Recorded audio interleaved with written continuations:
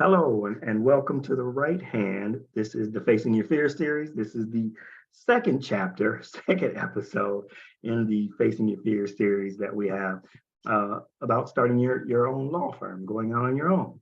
Um, Last episode, we talked about setting 90-day goals, setting yourself up for success. So you decided, you made it, you set those goals out, those 90-day plans out, and you've decided to go out on your own. You want to start your law firm. What is it that you need? Well, one of the most important things that you do need is the money, the capital. This is a business. Without that capital, how are you going to operate? You need to spend money to make money, as they say. And when we're talking about capital, we're basically, there's two forms that we're kind of, we'll delve into a little bit. And one is the short-term capital, which is also called the working capital. And that's basically your day-to-day operations, whether it's like paying that monthly phone, monthly internet, paying yourself, having enough money to pay yourself,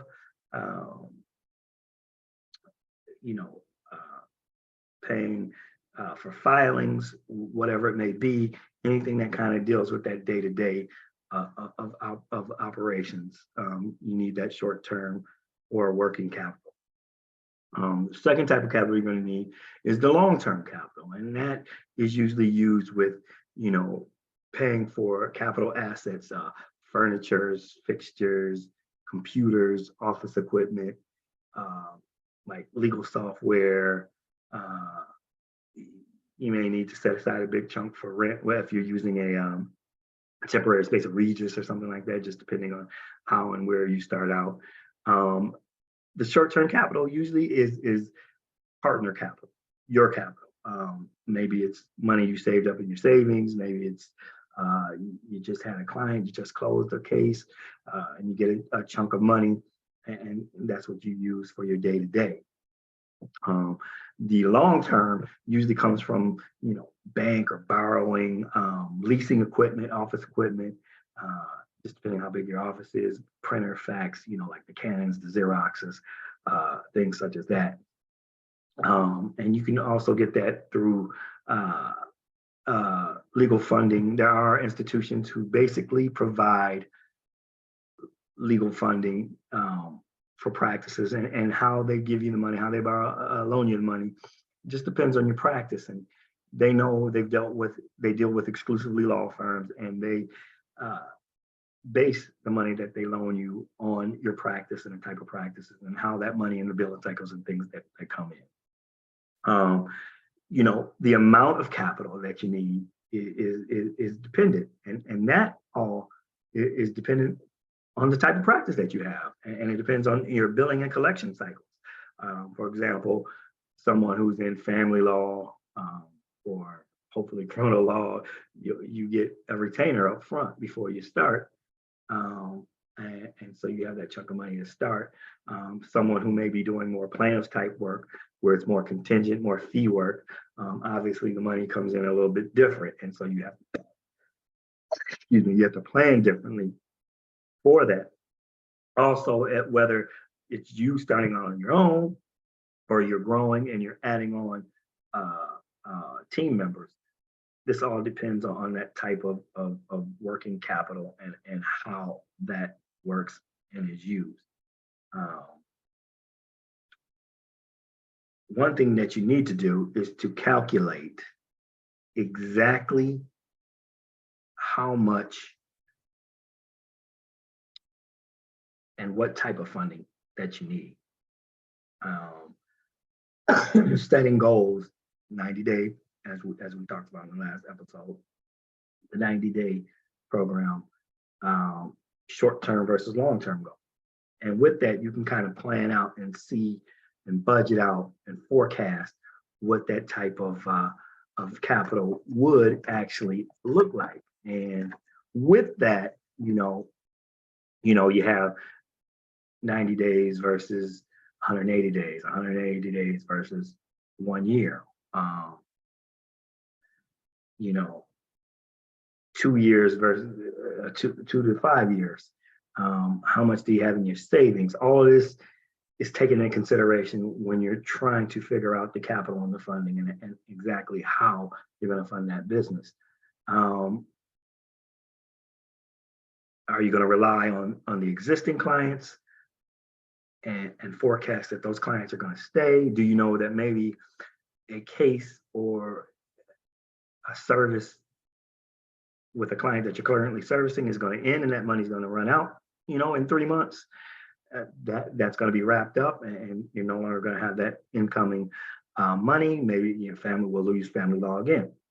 Maybe a divorce is wrapping up and that's ending. And so there will be no more need for that person to pay for the services because it's all wrapping up nice and neat bow, if you could say that about divorces, wrapping up in a nice and neat bow. Are you taking consideration a ramp up?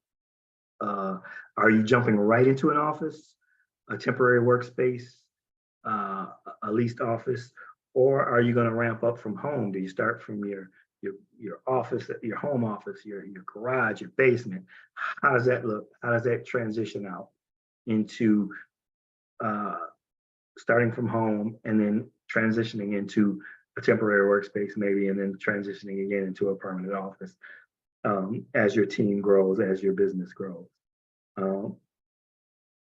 You have to also think about where is that money going to come from, that long-term capital, those loans. Is it an SBA loan? Is it a law firm financing company?